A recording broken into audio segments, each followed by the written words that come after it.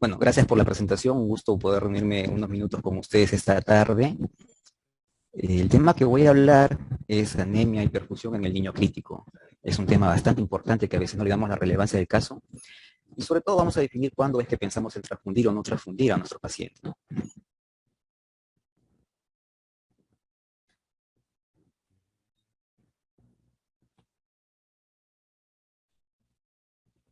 Hay una dificultad para pasar. A ver. Ahora sí. Estos son los lugares en los que trabajo. No tengo ningún conflicto de interés para la presente ponencia. Es importante saber que el dinero es necesario para vivir. El dinero en realidad cumple muchas de nuestras necesidades. Con dinero nosotros podemos pagar una cena elegante, con dinero nosotros podemos hacer una fiesta para nuestros amigos, podemos pasear en yate, podemos tener una novia, bueno, los que son solteros pueden tener su novia, y el dinero sin lugar a dudas ayuda a sentirnos bien. En nuestro cuerpo ocurre algo similar. Para que nuestro cuerpo se sienta bien, nuestras células y diferentes órganos deben trabajar de una manera adecuada. Sin embargo, ellas no necesitan dinero, lo que necesitan es energía, y esa producción de energía la vamos a obtener de una forma muy importante que vamos a conversar. Para que mi riñón funcione, las neuronas deben trabajar, para que mi cerebro piense, las neuronas deben activarse, para que mi corazón se contraiga, los miocardiocitos deben funcionar bien. Y para que todo esto ocurra, requieren energía, y esa energía se llama ATP, el adenosín trifosfato. Este ATP se produce de diferentes maneras, básicamente dos formas. Hay una forma que es la vía aerobia, en la cual hay presencia de oxígeno. Y quiero reflejar esto con presencia de oxígeno. Pasan diferentes procesos y finalmente se obtienen 32 ATP por la cadena de fosforilación oxidativa en presencia de oxígeno. Pero cuando no hay oxígeno, se obtienen solamente 2 ATPs y es por la cadena de la vía del metabolismo anaerobio. Entonces vean la importancia de tener oxígeno para poder hacer las funciones del cuerpo, debido a que hay oxígeno y las células pueden producir energía, que es el ATP, y con eso suplir las necesidades propias del organismo. Un poco de fisiología para entender cómo funciona esto. Resulta que el oxígeno entra por la vía aérea superior y llega a la parte alveolar en los pulmones y difunde a través de la membrana alveolo-capilar hacia la sangre y recorre todo el cuerpo dejando una cantidad de oxígeno en diferentes lugares de las células para poder hacer la función de producción de ATP. Entonces, también es importante recordar que el oxígeno no va solo, el oxígeno viaja unido a la hemoglobina. Cada molécula de hemoglobina puede transportar 4 moléculas de oxígeno. Y en un glóbulo rojo existen alrededor de 280 millones de moléculas de hemoglobina, con lo cual cada glóbulo rojo puede transportar casi 1.000 millones de moléculas de oxígeno, lo cual es una cantidad muy importante y necesaria. Este oxígeno debe transportarse, entonces, para que pueda llegar a los diferentes lugares del cuerpo, de las células, el oxígeno debe ser transportado a través de la hemoglobina. Cuando hay suficiente hemoglobina, entonces el oxígeno, sin lugar a duda, va a llegar a los lugares que debe llegar en una cantidad adecuada. Pero resulta que no siempre tenemos buen nivel de hemoglobina, a veces tenemos anemia, con lo cual el nivel de hemoglobina baja, y si baja el nivel de hemoglobina, baja ese transporte de las moléculas de oxígeno. Nosotros podemos tener buena cantidad de moléculas de oxígeno, sin embargo no va a poder ser transportada a los diferentes lugares de la célula y va a caer con ello el nivel de oxígeno en la célula, generando un metabolismo anaerobio en lugar de un aerobio. Para recordar que el contenido total de oxígeno que recorre el cuerpo se llama delivery de oxígeno. Tiene unas siglas que es el DO2, que es igual al gasto cardíaco por el contenido arterial de oxígeno. Este contenido del oxígeno depende de una fórmula que es una constante por el valor de la hemoglobina, por la saturación de oxígeno, y por el otro lado el gasto cardíaco, que es el volumen de sangre eyectado por el corazón en un minuto, también tiene dos componentes, que es la frecuencia cardíaca en un minuto por el volumen latido. El volumen latido es la cantidad de sangre que sale del corazón con cada contracción. De tal forma que la entrega de oxígeno, el delivery de oxígeno, depende directamente del valor de la hemoglobina. Entonces, si yo tengo un paciente de 4 años, por ejemplo, y tiene una hemoglobina como de 12, y la frecuencia cardíaca de este paciente es alrededor de 100, podríamos asumir que el delivery de oxígeno es alrededor de 1.000 mililitros de oxígeno por minuto. Sin embargo, si esta hemoglobina cae de 12, cae a 6, y la frecuencia cardíaca y los demás componentes se mantienen constante, este delivery de oxígeno cae también a la mitad. Cayó a la mitad de hemoglobina de 12 a 6 y la entrega de oxígeno va a caer también a la mitad de 1000 a 500, lo cual es un valor ya deficiente. Y el cuerpo, para intentar compensar esta deficiencia, si la hemoglobina cayó a la mitad, lo que va a intentar hacer es duplicar la frecuencia cardíaca. Ya no van a ser 100 frecuencias cardíacas, 100 latidos por minuto, van a ser 200. Y con ello va a mantener la entrega de oxígeno de alrededor de 1000. Pero ¿qué ocurre si sigue cayendo? Si ya no era 12, bajó a 6 y ahora es 5. La frecuencia cardíaca va a intentar también incrementarse y proporcionalmente debería llegar a 240 para llegar a los 1000 mililitros de oxígeno en un minuto. Pero 240 en un minuto para un paciente ya es poco sostenible. Entonces, si cae el nivel de hemoglobina, el cuerpo puede tener dos opciones, aparte de incrementar la frecuencia cardíaca. La primera tal vez es ver la manera de incrementar el volumen latido y con eso incrementar también el DO2. O la segunda es adaptarse a esa disminución de entrega de oxígeno y poder hacer sus funciones con un valor menor de oxígeno. Sin embargo, debemos recordar de que hay un valor crítico en el cual no puede disminuir de ello, porque va a disminuir la producción de ATP, va a disminuir la producción de energía del cuerpo y las células no van a poder trabajar de una manera adecuada. Entonces nos preguntaríamos, ¿cuánto es lo mínimo tolerado del DO2 que debe tener una persona? Para responder a esta pregunta se hizo un estudio experimental. Fue en ratitas, se publicó en el 2005. Trabajaron con 22 ratitas de laboratorio y lo que hicieron es monitorizarlas y realizarles diferentes procedimientos seriados en los cuales fue cayendo el nivel de hemoglobina y fue cayendo el nivel de oxígeno y vieron en qué punto de corte de caída de ese DO2, que era el DO2 crítico, empezaba a incrementarse el valor del lactato, asumiendo que ese punto en el cual ya se elevaba el valor del lactato era el punto en el cual ya entraba un metabolismo anaerobio. Y lo que observaron fue muy interesante, es que cuando el valor de oxígeno crítico, el DO2, caía de 10 mililitros por kilo minuto, es cuando el lactato empezaba a elevarse en las 22 ratitas. En este mismo trabajo vieron qué valor de hemoglobina se relacionaba con esa caída de DO2, con ese DO2 crítico. Y vieron que era un valor de hemoglobina tan bajo como 2.8 gramos por decilitro. Es decir, estas ratitas tenían ese metabolismo aerobio conservado hasta un valor tan bajo como un DO2, un 2.8 de hemoglobina gramos por decilitro para conseguir ese límite mínimo. Entonces, saber eso está muy bien. Esto ocurre en ratitas, pero nuestros pacientes son diferentes.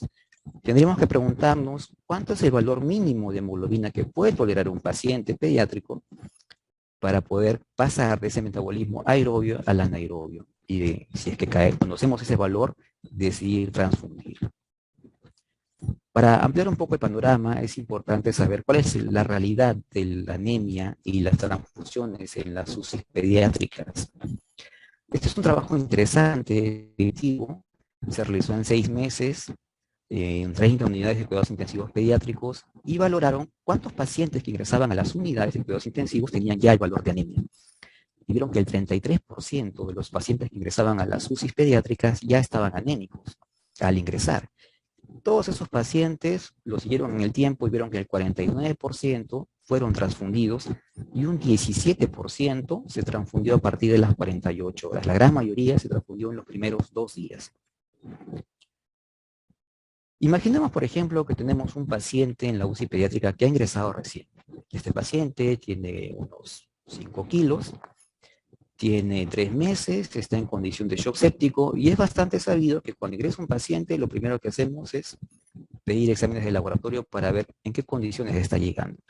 Entonces pedimos hemograma, bioquímico, un perfil de coagulación, 2 hemocultivos. Pero hay que tener en cuenta algo. Si tenemos suerte y la institución cuenta con los tubitos de laboratorio que son pediátricos, en los cuales requieren de 0.5 a 1 mililitro por cada tubito para cada muestra, vamos a tener una cantidad de sangre importante, pero mínima en comparación si no tuviéramos esos tubitos que a veces ocurren. Viene el laboratorio con los tubos grandes, que son los de adultos, que requieren entre 1 a más volúmenes, mililitros de sangre para poder hacer el examen en cada tubito. También pedimos gasometrías y sabemos que estas gasometrías son tomadas por las jeringas y la jeringa pediátrica que existe en el mercado, pero no tenemos en el hospital, es solamente de 1 mililitro, por lo cual llenando entre 0.3 a 0.5 se corre un buen examen, una buena gasometría. pero no tenemos en los hospitales, en el mío no lo tenemos la jeringa de 3, en la cual hay que llenar por lo menos 0,5 y hasta a veces más de 1 mililitro para tener la certeza de que el examen va a ser adecuadamente corrido por el laboratorio. A veces nos ponemos exquisitos, queremos ser bien académicos, si tenemos un paciente séptico y queremos saber cuál es la diferencial de CO2 arterial y venosa. El paciente está en shock séptico, es evidente, pero queremos saber ese punto de partida en el cual vamos a trabajar. Pedimos un examen arterial, un arterial y uno venoso, cada uno con la toma de muestra necesaria, y evidentemente trabajamos con el paciente y pasado unas horas nos preguntamos cómo habrá mejorado esa gasometría arterial y venosa, ese diferencial de CO2. Y entonces, ¿qué ocurre? Nuevamente tomar muestras de gasometría arterial y venosa para ver cuánto ha cambiado ese diferencial de CO2. Por lo cual hacemos más tomas de muestras, más extracciones de sangre del paciente. Mi hospital, seguramente al igual que ustedes, es un hospital docente, tenemos residentes en formación de su especialidad, por lo cual ellos son los primeros encargados en hacer los procedimientos de CBC, de línea arterial y demás a los pacientes, y a veces sangran más de lo que quisiéramos. Son pacientes que sí tienen un trastorno de coagulación y esto favorece un sangrado importante, a veces no sale la primera, hay que hacerlo la segunda, a veces demoramos hasta una tercera, un intento de procedimiento y cada uno de ellos conlleva un sangrado. A veces ocurre que el paciente ingresa en la tarde y viene de emergencia o de piso de pediatría, en donde ya le han pedido exámenes de hemograma bioquímico, perfil de coagulación, pero nosotros queremos saber cómo está llegando. Y nuevamente pedimos exámenes de lo mismo, pocas horas antes, y generamos más recarga en el personal del laboratorio y más recarga en ustedes, el personal de enfermería, que son las que toman la muestra, tanto de catéter como de línea arterial. Y a veces pedimos lo mismo. Veamos, por ejemplo, si este paciente pesa 5 kilos, su volemia aproximada va a ser de 400 mililitros de sangre en todo el cuerpo. Entonces, en promedio, nuestros pacientes están 5 días en ventilación mecánica, es un tiempo bastante alto, y haciendo solamente un cálculo mínimo, en promedio se necesita 8 mililitros de sangre por día en tomar exámenes, gasometrías que a veces pedimos por cada turno. Incluso a veces ya tenemos una forma de actuar en la cual se pide examen de gasometría al ingreso del turno o a la mitad y al final del turno. Hay personas que tienen turnos de 6 horas, igual piden sus exámenes, cuando en realidad el paciente no ha cambiado en mayor clínica para poder asumir que algo ha pasado, para poder valorarlo con una gasometría. Pero asumiendo solamente 8 mililitros de sangre de toma de muestra al día, serían 40 mililitros en los 5 días, lo cual representa el 10% de su volemia. A veces inconscientemente, haciendo esta conducta, anemizamos al paciente y lo predisponemos a tener la necesidad de una transfusión, sin tener en cuenta que aparte son los procedimientos que también generan un sangrado a veces más de lo que quisiéramos. Esta es una tabla que forma parte de mi tesis de maestría, en la cual yo valoré los factores asociados a mortalidad de los pacientes que tuvieron shock séptico al ingreso de la UCI pediátrica. Una de mis variables era el valor de hemoglobina, y lo que yo encontré en 3 años de estudio es que el 50% de los pacientes que terminaron vivos en la estancia de la unidad tenían anemia con valor de 10.2, el 50%. Y el 50% de los fallecidos tenían anemia menor a 9.3 de hemoglobina, el 50%. Y había muchos con hemoglobina menor a 10, menor a 9, menor a 8 y hasta menor a 7. Imagínense ustedes tener un paciente que ingresa con una hemoglobina menor a 7 y lo sometemos a los diferentes exámenes y procedimientos que les he comentado. Sin lugar a duda, vamos a llevar a una anemia extrema con necesidad de transfusión, tal vez más de una vez incluso. Entonces, nos preguntaríamos, si ya tenemos a este paciente con anemia, ¿cuándo debemos transfundirlo? Existe un consenso, que son unas recomendaciones de transfusión de plaqueta globular en niños críticos, desarrollada en múltiples UCI pediátricas. Es una reunión de expertos, en los cuales son expertos en anemia y transfusión en pacientes pediátricos, y es un consenso internacional.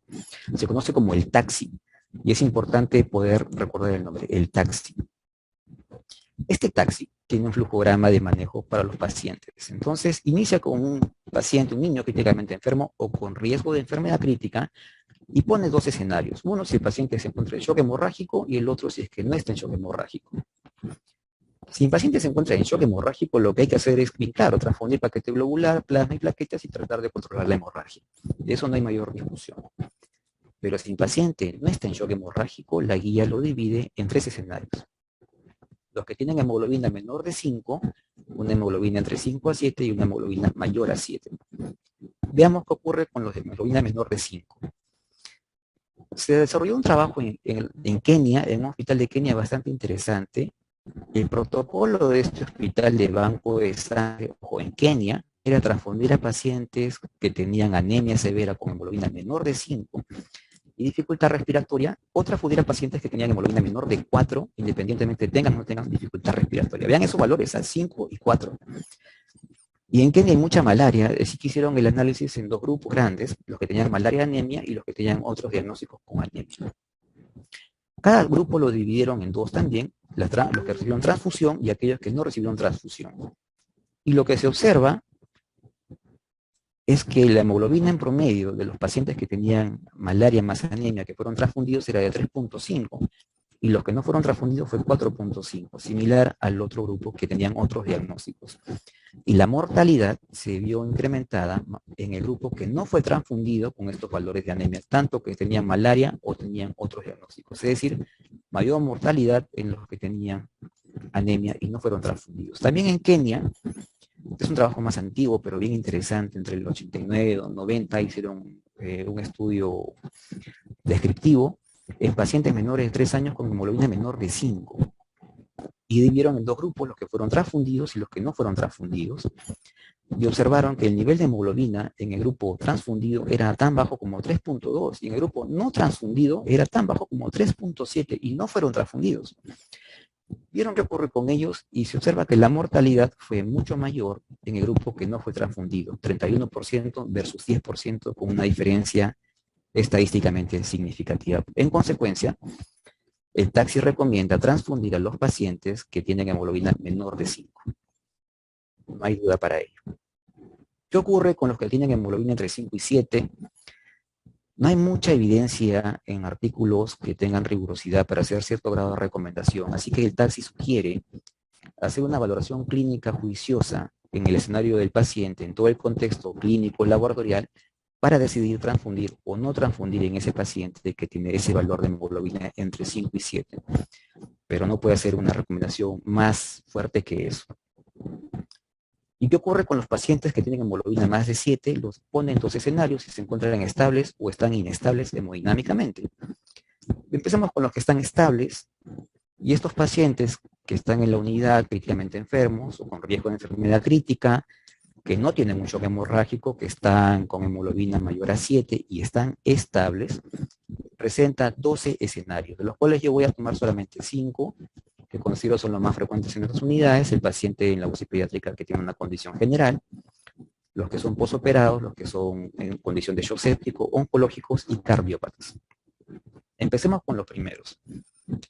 Hay un ensayo clínico muy importante en este tema, que es las estrategias de transfusiones para pacientes en UCI pediátrica. Se llama TRIPICU, así se llama, cuando no me he trabado, se llama TRIPICU este ensayo clínico.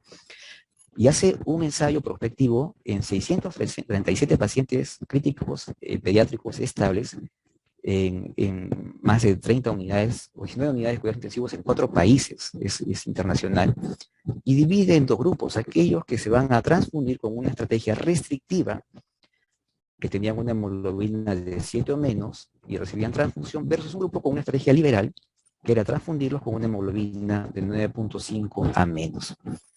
Lo siguen en el tiempo y observan acá el objetivo primario era ver quiénes desarrollaban disfunción multiorgánica de inicio o que empeoraba esa disfunción multiorgánica. Y lo que observan es que no hay diferencia. No hay diferencia en la aparición de nuevas disfunciones multiorgánicas, no hay diferencia en el valor de mortalidad en la UCI, ni tampoco en la estancia hospitalaria 28 días, ni en la necesidad de entrar a ventilación mecánica. Y lo que sí observan es que se redujo la necesidad de transfundir en 167 pacientes, es decir, 167 pacientes no fueron transfundidos con una estrategia restrictiva de hemoglobina de 7 o menos, en comparación con el grupo que fue transfundido con hemoglobina de 9.5 y obtuvieron los mismos resultados. Un trabajo de no inferioridad. En consecuencia, el taxi recomienda que en pacientes en condición general, como hemoglobina mayor de 7 y estables, no deben ser transfundidos. Un número bastante bajo, 7, que muy contrario a nuestra conducta habitual, que si transfundimos tal vez no deberían ser transfundidos para el taxi. ¿Y qué ocurre con los posoperados? El mismo estudio TAXI tuvo un subanálisis en otra segunda publicación de pacientes que fueron posoperados. De igual manera compararon un grupo posoperado con una indicación de transfusión restrictiva con hemoglobina de 7 y un grupo posoperado con una hemoglobina de 9.5 para transfundir. Y tampoco hubo diferencias en los resultados de disfunción multiorgánica y tampoco en la mortalidad. Y entonces, para el TAXI, tampoco deberíamos transfundir un paciente estable posoperado con hemoglobina mayor de 7. Y ojo, acá usaron pacientes posoperados de escoliosis, de tumores cerebrales, pacientes oncológicos en general, trasplantados incluso, y no hubo diferencia en lo que les he mencionado. Entonces, un paciente postoperado estable con hemoglobina mayor de 7, para el TAXI la recomendación es no transfundir. ¿Qué ocurre con los pacientes con shock séptico?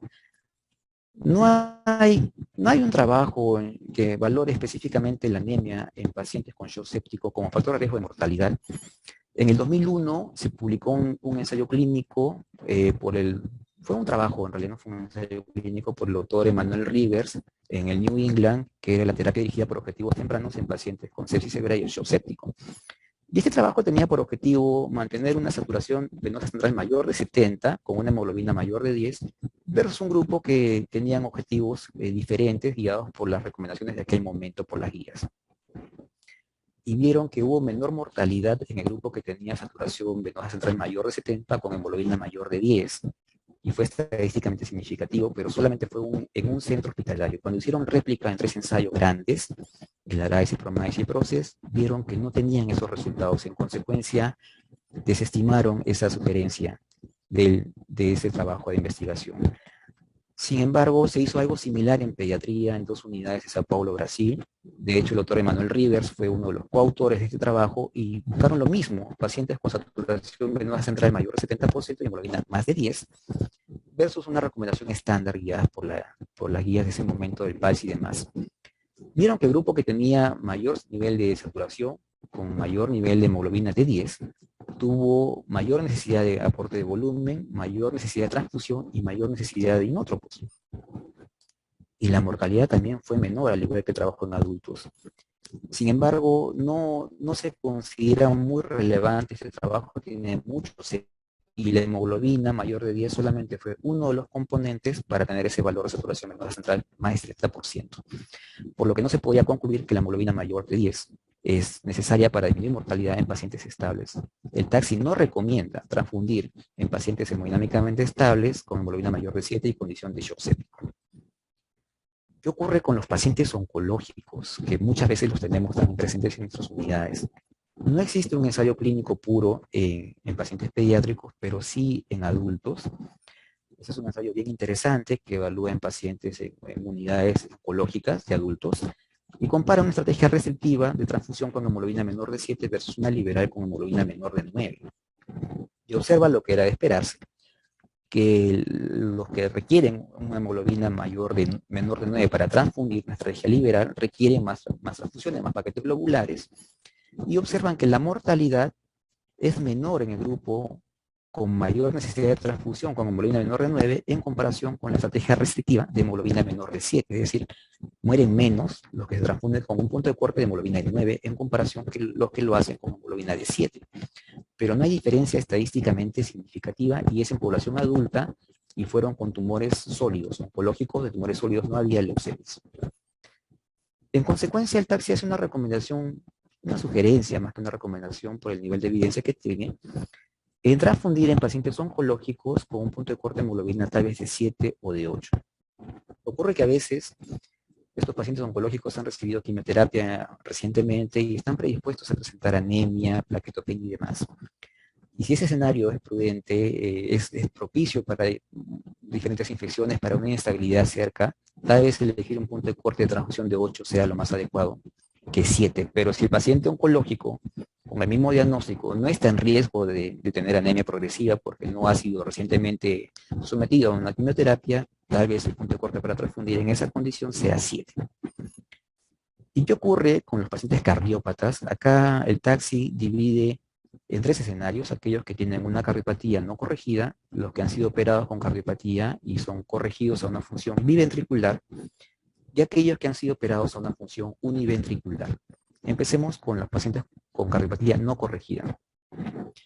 No hay un estudio, un ensayo clínico que aborde este tema en sí, pero sugiere el taxi el estudio del TRIPICU, en el cual valora pacientes con cardiopatía que fueron operados, que tienen disfunción cardiovascular, y en base a este estudio ve que no hay diferencias entre transfundir con una hemoglobina menor de 7 versus una hemoglobina menor de 9.5. Entonces, el taxi sugiere transfundir con una hemoglobina entre 7 a 9, basándonos en la condición clínica del paciente y los riesgos a desarrollar. ¿Y qué ocurre en una cardiopatía corregida a función biventricular o tal vez a una función univentricular, un paciente cianótico? Para esto hay un ensayo clínico bastante interesante que solamente fue en pacientes menores de 3 años, menores de 10 kilos, cardiópatas todos que fueron operados a cirugía correctiva y paliativa. Y lo que hace es dividirlos en dos grupos, unos aquellos que van a una estrategia conservadora, en los cuales la cirugía correctiva se transfundían los que tenían hemoglobina menor de 7 con cirugía correctiva y menor a 9 con cirugía paliativa, versus una conducta liberal, en la cual se transfundía al paciente con una hemoglobina menor de 9.5 si había sido sometido a una cirugía correctiva y una hemoglobina menor de 12 si es que había sido sometido a una cirugía paliativa. Y hubieron, ustedes ven, de ambos grupos, tanto en cirugía correctiva y paliativa, y lo que se observa bastante interesante, no hubo diferencia en la mortalidad en pacientes que habían sido sometidos a una cirugía correctiva de una cardiopatía o paliativa y decidí transfundir con puntos de corte de hemoglobina de 7 o 9 versus 9.5 y 12 si era una cirugía correctiva o paliativa. Es decir, el paciente cardiópata que ha sido operado a una cirugía correctiva, yo puedo evitar la transfusión si tiene una hemoglobina mayor de 7. Y le va a ir tan igual, según el estudio que he comentado, en la mortalidad, a que si decidiera transfundir con una hemoglobina de 9.5. Evidentemente la diferencia es que lo voy a exponer menos a todos los riesgos que implican una transfusión. Y si fue sometido a una cirugía paliativa, si yo transfundo con una hemoglobina menor de 9, le va a ir tan igual en mortalidad que si decidiera transfundir con una hemoglobina de 12 o más. En consecuencia, el taxi recomienda no transfundir a un paciente cardiópata operado con una cirugía correctiva con hemoglobina mayor de 7 si está estable, o a un paciente cardiópata con cirugía paliativa con función univentricular, decidir transfundir con una hemoglobina de 9 o menos. Muy bien, ¿y qué ocurre con ese grupo de pacientes que tienen hemoglobina mayor de 7 pero están inestables y que es el gran porcentaje de pacientes que ingresan a una UCI pediátrica recién, que están con necesidad de soporte inotrópico, vasopresor en ascenso? El taxi y el TRIPICU definen estabilidad hemodinámica a aquel paciente pediátrico que tiene una presión arterial media mayor al mínimo de 2 desviaciones estándar de la presión arterial para la edad y que tienen 2 horas por lo menos de no incrementarse de vasopresores o catecolaminas o haber recibido fluidos. Entonces, los pacientes que recién ingresan están en una condición inestable. ¿Qué ocurre con ellos? Pues lamentablemente no hay un ensayo clínico que pueda dar una recomendación con una fuerza estadística importante. En todos los trabajos que les he mencionado, el criterio de exclusión era que el paciente esté inestable.